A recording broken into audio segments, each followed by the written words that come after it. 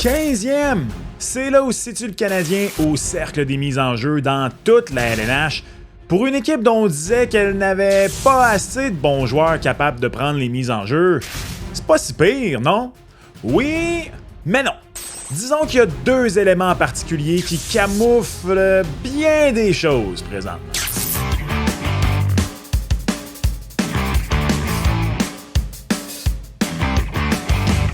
What's up tout le monde, c'est ton boy Max.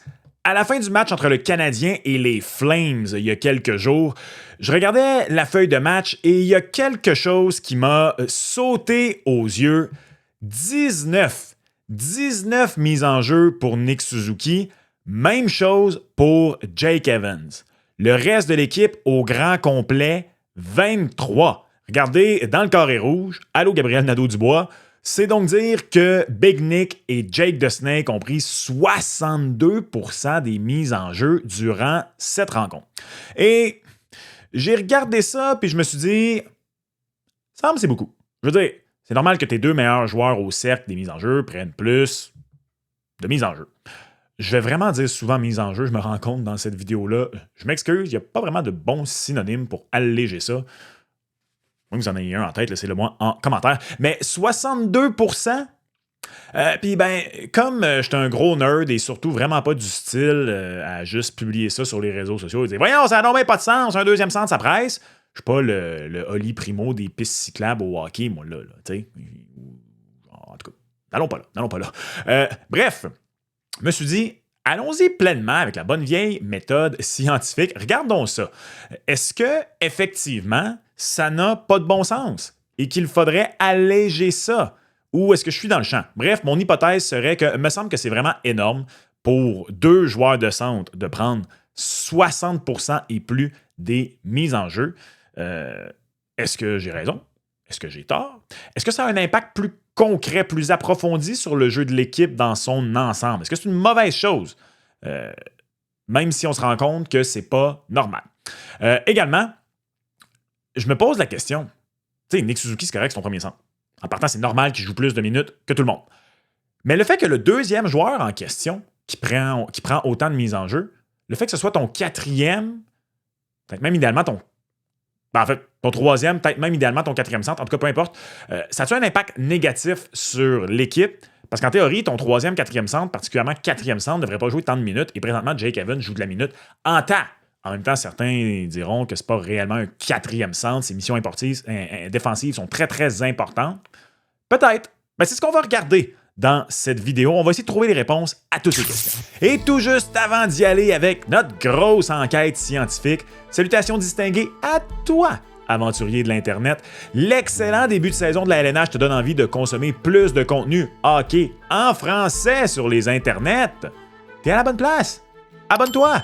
On veut atteindre les 25 000 abonnés avant le tournant de la nouvelle année et en le faisant, tu t'assures de manquer aucun contenu de ton boy, que ce soit les épisodes réguliers, les directs, ton boy est en direct tous les soirs de match du Canadien la semaine, quand ils sont pas à 22h dans l'Ouest, là, pour ceux qui se posaient la question récemment, ou les shorts, peu importe, tout ça pour gratos, zéro, pas une scène. On te mettra pas KO ici parce que tu t'abonnes pas, là. Non, monsieur. Et si tu le fais pas, c'est correct.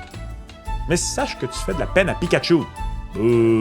Donc, la première question qu'il faut se poser, est-ce que c'était anormal, cette rencontre-là? Est-ce que c'était juste une anomalie de la part du Canadien ou est-ce que c'est la norme jusqu'ici, cette saison?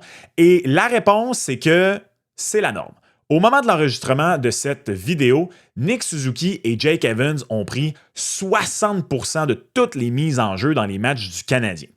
Donc, non, c'était pas une anomalie, c'est la norme. Donc, on peut vraiment aller plus loin dans l'enquête. Sinon, ça aurait été plate. La vidéo, ça serait terminé ici. Merci, bonne journée. L'an dernier, Christian Dvorak était là pour alléger la tâche de Nick Suzuki et Evans. Et en plus, il était complémentaire. Il est gaucher, les deux autres droitiers. D'ailleurs, pour ceux qui se posent la question, ça change quoi? Allez écouter le plus récent épisode de La Poche Bleue, ma chronique. Max Lapierre, il l'a expliqué un peu en 5 minutes. Là, qu'est-ce que ça change, la différence? Donc, Max, il a été centre dans la Ligue nationale de hockey, puis il explique concrètement toutes les petites différences quand tu n'es pas sur ton bon côté. Donc, si jamais ça vous intéresse d'approfondir ça, puis d'entendre un ancien joueur de centre de la Ligue nationale de hockey expliquer concrètement pourquoi, oui, un joueur de centre sur son mauvais côté. Donc, quand la mise en jeu est à gauche pour un droitier, à droite pour un gaucher. Pourquoi? C'est plus difficile, c'est plus fatigant, peu importe. Donc, bref, revenons maintenant à nos moutons. Ces trois gars-là l'an dernier, donc Evans, Suzuki, Dvorak avait pris 76,6% des mises en jeu. Suzuki, Evans, à eux deux, étaient à 53,4%. Donc, il y a une augmentation cette année de près de 7% pour Suzuki et Evans. Sur l'entièreté d'une saison, ça représente environ 320 mises en jeu de plus pour ces deux gars-là. À eux deux, pas chaque. Mais est-ce que c'est anormal? Est-ce que c'est une mauvaise chose? Surtout que Nick Suzuki et Jake Evans, jusqu'ici, cette saison, à eux deux, gagnent 54,16% de leur mise en jeu. Ça les placerait 5e dans toute la Ligue nationale de hockey. Ça placerait le Canadien 5e dans toute la Ligue si c'était juste eux deux qui prenaient les mises en jeu. Mais c'est pas les deux seuls qui prennent des mises en jeu. Donc, pour savoir si c'est normal ou non, cette grosse charge de travail-là, il faut regarder comment ça se passe ailleurs, dans la Ligue nationale de hockey. Est-ce qu'il y a d'autres équipes qui sont autant dépendantes pour le dépôt de la rondelle? En voilà un synonyme à mise en jeu de 2 joueurs. La réponse est oui. Il y en a quelques-unes. Il y a Toronto, Colorado, Columbus et le New Jersey. À Toronto, tu as John Tavares et Auston Matthews, 2 excellents joueurs de centre. John Tavares frôle le 60% année après année. Auston Matthews a gagné au-dessus de 56% de ses mises en jeu l'an dernier. Et ce sont tes 2 premiers joueurs de centre. Auston Matthews, même si là, offensivement, depuis 1 an et demi, ça va moins bien, il demeure un des excellents joueurs de centre de toute la Ligue. Tavares l'a été pour une majorité de sa carrière. Puis, honnêtement, il est encore très bon. C'est encore un excellent 2e joueur de centre. Il serait peut-être même encore premier centre sur certaines équipes. Mais là, je n'y ai pas réfléchi, fait que n'allons pas là. Colorado, c'est Nathan MacKinnon et Brock Nelson. Encore une fois, tes 2 vrais premiers joueurs de centre. L'un est littéralement un des meilleurs joueurs de toute la Ligue, toutes positions confondues. L'autre ne fait pas partie de l'élite au cercle des mises en jeu, soyons honnêtes. 48% en carrière pour Brock Nelson au cercle des mises en jeu. Il a terminé à 52% l'an dernier, ce qui est bien. Puis, c'est un bon vétéran offensif. Encore une fois, c'est un vrai 2e joueur de centre. À Columbus, tu as Sean Monahan, on se souvient de lui à Montréal, d'où Jésus qui fait le travail au cercle des mises en jeu. Il était à 54% au cercle au moment où on se parle. Et le 2e à Columbus qui contribue et qui à faire en sorte qu'on prend autant de mises en jeu pour 2 centres, c'est Charlie Coyle, qui est peut-être pas le 2e centre proprement dit, parce qu'il y a Adam Fantilli qui est là, mais Coyle demeure dans panoplie d'équipes de la Ligue nationale de hockey, un bon 2e joueur de centre, ou sinon, du moins, un bon joueur de centre middle six, qu'on pourrait appeler. Puis même à Columbus, on pourrait peut-être argumenter qu'il est le 2e centre. Là, son temps de jeu est légèrement supérieur à Fantilli depuis le début de la saison, pour ce que ça vaut. Et finalement, New Jersey. Nico Hischier, ton capitaine, ton premier centre, et Luke Glendening. Les Devils sont donc intéressants parce que c'est la seule équipe qui est dans une situation semblable aux Canadiens. Qu'est-ce que je veux dire par là? C'est que tu as un gars qui serait idéalement ton 4e centre qui se retrouve... Oups, ça n'a plus rapport ici. Désolé, revenons à ça. Donc, tu as un 4e centre qui se retrouve à être ton 2e plus important au cercle des mises en jeu. Donc, Toronto, Montréal, Columbus, Colorado, New Jersey. Toutes ces équipes, sauf une, ont fait les séries l'an dernier. C'est Columbus qui les a ratées. Et ils les ont ratées par la peau des fesses. Et l'équipe qui les aurait ratés, si ça n'avait pas été eux, ça aurait été Montréal. Toutes ces équipes sont dans la première moitié, d'ailleurs, des équipes de la Ligue nationale de hockey au cercle des mises en jeu, sauf une pour qui ça va vraiment pas bien, c'est les Devils du New Jersey. Ils sont 25e au moment où j'enregistre la vidéo. Donc, on peut rapidement conclure que c'est pas dramatique d'être dans une situation où tu es dépendant de 2 joueurs de centre pour prendre 60% des mises en jeu. Le Canadien n'est pas la seule équipe dans cette situation. Il y a un petit groupe qui est dans cette situation. Et dans ce petit groupe-là, c'est pas des équipes de bas de classement. Sauf que je note 2 choses qui doivent quand même être inquiétantes ou simplement lever un petit drapeau rouge pour l'état-major du Canadien. Colorado, New Jersey, Columbus, les 2 joueurs de centre dont il est question qui prennent les mises en jeu, qui prennent près de 60% des mises en jeu, sont de 2 côtés différents. Un gaucher et un droitier. Et toutes les formations autres que le CH, incluant maintenant Toronto, peuvent se sentir à l'aise d'envoyer au moins 2 joueurs de centre sur la glace pour les 2 situations. Qu'est-ce que je veux dire quand je veux dire les deux situations? D'abord, je tiens à dire que je trouve que ça... Je parle de ça, là, mais je note que la discussion entourant les mises en jeu, c'est une petite affaire surestimée en ce moment dans la LNH, à mon avis. Bon, fermeture de la parenthèse. En fait, non, rouvrons la parenthèse une deuxième fois, dans le sens où toutes les mises en jeu ne sont pas égales. Tu as les mises en jeu en zone offensive, particulièrement lorsque tu tires de l'arrière par un but, en avantage numérique, ça t'aide à rapidement t'imposer pendant ton avantage numérique. Tu as également, à l'inverse, les mises en jeu en situation défensive, encore une fois en désavantage numérique, ou quand tu protèges une avance. Ça, c'est les mises en jeu là, pour lesquelles c'est crucial. C'est très, très important d'avoir plus d'un joueur de confiance pour ces situations-là. Fait que ça, c'est une des raisons pourquoi je trouve que c'est un peu surestimé. Puis l'an passé, les ô combien puissants Panthers, qui d'ailleurs, on s'imagine, très bons au cercle des mises en jeu, Barkov, Bennett, Lundell, ils ont terminé 20e dans toute la ligue. 20e. Puis ils ont gagné la coupe. C'est parce que, tu sais, juste l'an dernier, là, à titre d'exemple, la différence entre les premiers et les Panthers au 20e rang, c'est 5% de différence. Bien sûr, sur l'entièreté d'une saison, c'est beaucoup, mais sur un match, c'est 3-4 mises en jeu de différence.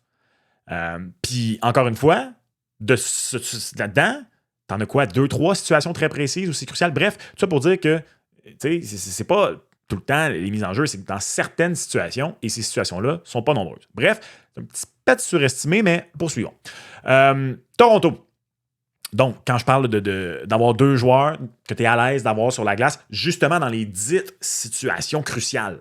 Et c'est là pour moi où il y a un des petits red flags pour le Canadien. Toronto, tu as Matthews et Tavares.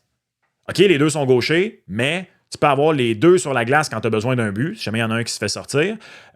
Et quand tu protèges une avance, ben même chose. Et en plus, tu peux avoir Nicolas Roy sur la glace, qui est droitier et qui est un bon joueur de centre, qui n'est pas nécessairement le meilleur au cercle des mises en jeu, mais comme troisième option ou comme option à droite, tu peux dire confortable. Montréal, c'est la seule du lot qui a vraiment aucun des deux critères. J'insiste sur les deux critères parce que les Devils, c'est un peu la même chose. Pour la situation offensive. Tu n'enverras pas Luke Glendening gagner une mise en jeu ou épauler Nico Hischier s'il se fait sortir pour avantage numérique ou gagner une mise en jeu. Tu as Jack Hughes, mais Jack Hughes n'est pas bon au cercle des mises en jeu. Donc, tu as cette situation-là également du côté des Devils du New Jersey. Et c'est là, je trouve, où il faut se poser des questions. Le Canadien, tu sais, Nick Suzuki et Jake Evans sont tous les deux droitiers. En fin de match, quand tu as besoin d'un but, c'est plate, mais Nick doit faire la job presque tout seul. Parce que c'est pas Jake Evans qui va être avec lui. En ce moment, ben, tu n'envoies même pas ni Kirby Dach ni Alex Newhook sur la patinoire pour épauler Suzuki. Ce ne sera pas Kapanen à ce stade de sa carrière. Ce ne sera pas Joe Veleno. Bref, vous comprenez. Tu n'as pas vraiment personne. Puis là, dites-moi pas Zach Bolduc. Il ne prend pas de mise en jeu en ce moment, Zach Bolduc. Puis même à ça, en fin de match, en ce moment, avec un joueur en plus, il ne sera pas sur la glace. Ça va être le premier trio. Ça va être Hudson, Dobson, puis Ivan Demidov. Donc, les Devils sont les seuls qui ont un peu ce problème, mais un petit peu moins pire. Pourquoi je dis moins pire? Parce que quand tu regardes les autres formations, ce qui est moins frappant, c'est la différence entre les deux qui prennent la grande majorité des mises en jeu et les autres centres. Au cercle des mises au jeu, je parle.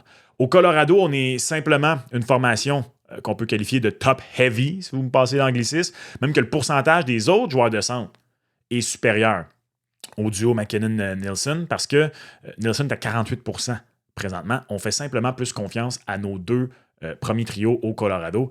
C'est comme ça depuis des années. C'est aussi, à mon avis, un des problèmes de l'Avalanche, mais ça, ce sera pour une autre discussion. Toronto, que vous le vouliez ou non, tu peux maintenant faire confiance à Austin Matthews dans toutes les situations. Je le disais, lui et John Tavares sont au-dessus de 55%. Tu as Nicolas Roy avec qui tu peux être à l'aise et les autres joueurs de centre, le pourcentage ne chute pas aussi drastiquement. Columbus, Monahan et Coyle, même chose. Encore une fois, le pourcentage ne chute pas aussi drastiquement. Il y a juste à Montréal. Je vous le disais, Nick Suzuki et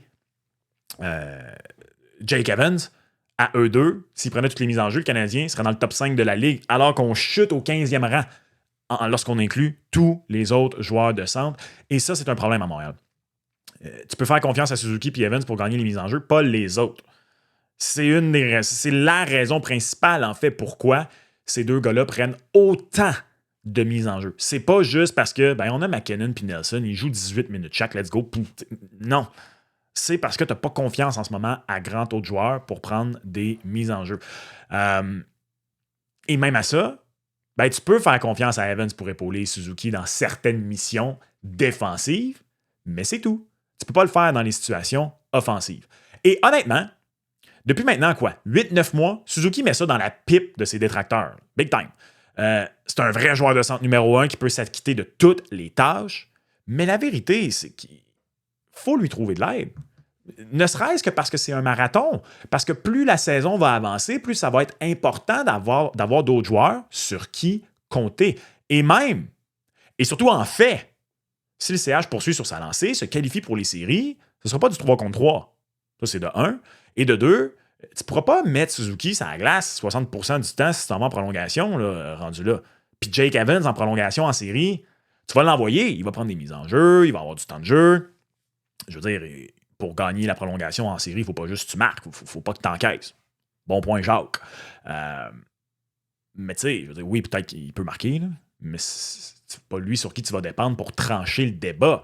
Ça te prend une autre ligne que la première en qui tu as confiance pour essayer de trancher le débat. Donc, ça te prend un autre centre fiable qui peut non seulement gagner des mises en jeu, mais le faire sur un trio offensif. Et pour tout son talent, d'ailleurs, Suzuki n'est pas infaillible non plus. Il ne sera pas parfait tous les soirs. Donc, même si on ne va pas en série, si on ne se rend pas là, c'est important de l'aider. Meilleur exemple, le match contre les Oilers. Léon a mangé Suzuki au cercle des mises en jeu. Regardez ça. Ils ont été confrontés, là, ils n'ont pas pris toutes les mises en jeu l'un contre l'autre, mais ils ont été confrontés pour la majorité de la soirée. Léon, 15 en 18. Suzuki, 4 en 18. Ouch! Mais complètement l'inverse, quelques jours plus tard, contre les Canucks. Nick a mangé Peterson. Ils ont encore une fois été confrontés la majorité de la rencontre, pas toute la rencontre. Nick, 14 en 19, Peterson, 7 en 20. Peut-être que contre les Oilers, Martin Saint-Louis utilise sa profondeur s'il l'a à portée de main. T'es comme, Nick, à soir contre Léon, ça marche pas. Je peux-tu essayer d'envoyer mon deuxième centre? Rien que voir. Rien que voir ce soir. Peut-être que ça marche. Là, il peut même pas le faire. Il peut pas le faire parce que même si tu as Jake Evans, qui est bon au cercle des mises en jeu, que tu considères comme un attaquant défensif, tu vas pas envoyer le trio de Jake Evans à 5 contre 5 autant de minutes que le trio de Draisaitl McDavid. Tu peux pas te permettre ça. Fait que tu le feras pas. Tu vas peut-être un petit peu épauler Nick, mais pas plus que ça. Le développement d'Oliver Kapanen va aider. Tranquillement, pas vite, déjà, avec le très très court échantillon qu'on a, il prend de plus en plus de mises en jeu. Il est passé de 3-4 dans les premiers matchs, les 5 premiers matchs, à 5-6. Maintenant, il commence à épauler un petit peu plus Alex Newhook. D'ailleurs, ce dont on a parlé tout l'été, ou plutôt toute la pré-saison, qu'on n'avait pas vu beaucoup dans les premiers matchs, commence à se faire. De quoi je parle? Kapanen avec Newhook et là en ce moment Veleno avec Kirby Dach, chacun sur leur trio, commence à alléger la tâche de ces deux gars-là. On commence à répartir un petit peu plus. Veleno a pris plus de mises en jeu, puis d'ailleurs en ce moment il fait bien, Veleno, au cercle des mises en jeu dans les dernières rencontres avec Kirby Dach, puis Kapanen commence à prendre de plus en plus de mises en jeu par rapport à Alex Newhook sur son trio, mais ce ne sera pas suffisant. Ce ne sera pas suffisant.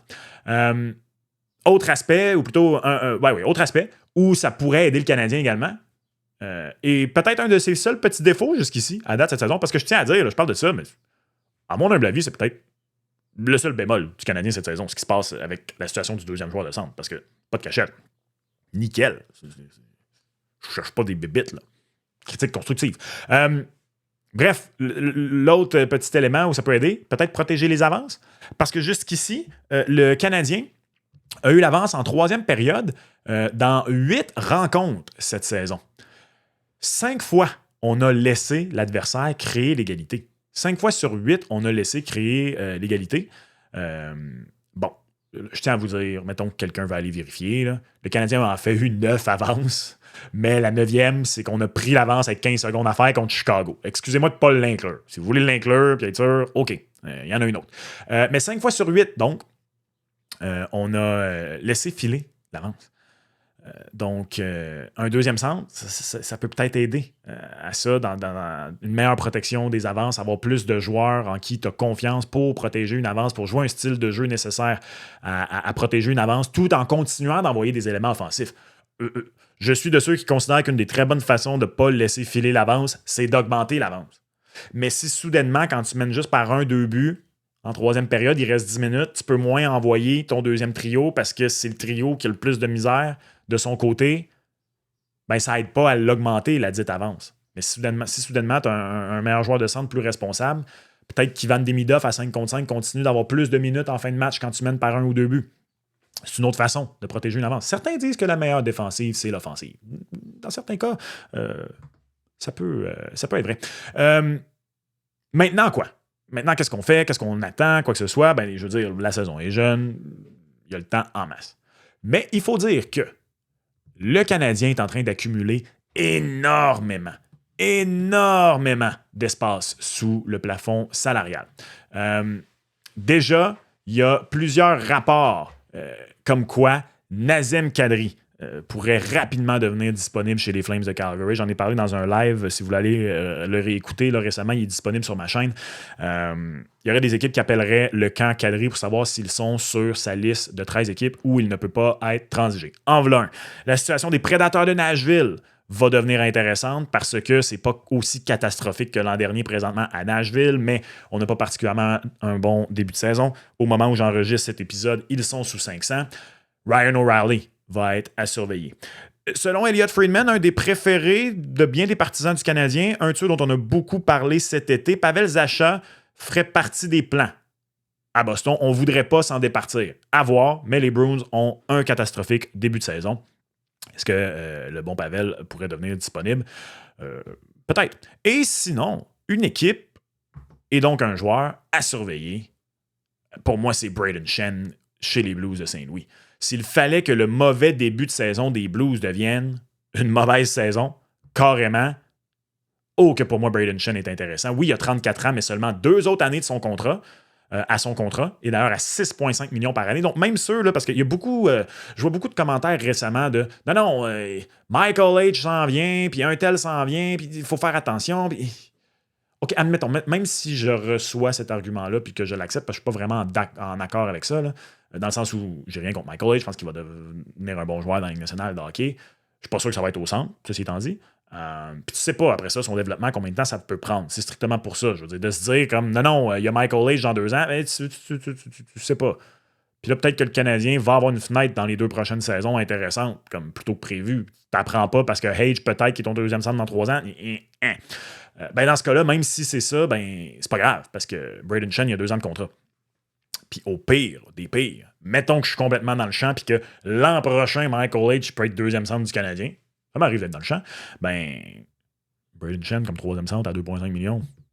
Bonjour, oui, s'il vous plaît. Définitivement. Amenez-moi ça et que ça saute. Bref, c'est un joueur qui peut devenir très intéressant s'il fallait que le début de saison des Blues de Saint-Louis, qui est très mauvais, se concrétise et en devienne juste carrément une mauvaise saison. Et bien sûr, Sidney Crosby. OK. N'allons pas plus loin dans le cas de Sidney Crosby. Surtout que les Moses de Pingouins vont bien. Ah, ça fait suer.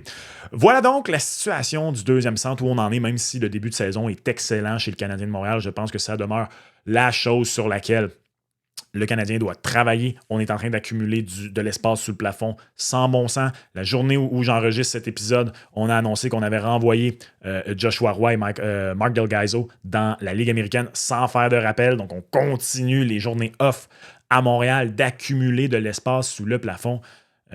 Même s'il fallait que ce soit une location, je pense que Kent Hughes est sur ce dossier à côté et qu'il va y avoir quelque chose cette saison. C'est pas pour là, c'est probablement pas pour novembre. Mais l'an passé, Kent Hughes a fait une petite recette surprise en décembre avec Alex Carrier. Est-ce que ça peut venir plus tard? Ça va être à surveiller. Que penses-tu de la situation actuelle au centre à Montréal? Es-tu d'accord que malgré l'excellent début de saison, le 2e centre, il faut régler ce problème? À mon avis, c'est la seule chose à corriger chez le CH présentement. Mais j'insiste, là. Je veux être certain là, avant que je les vois venir les commentaires. Bon, ça chiale encore, non, ça chiale pas. Je pense juste que c'est le problème à régler. Bref, laisse-moi savoir en commentaire. Tu veux savoir pourquoi Ivan Demidov change tout? Avec des graphiques, puis des screenshots sur la glace. Un avantage numérique pour le Canadien, c'est juste ici. Et on se reparle dans du prochain épisode. Ciao!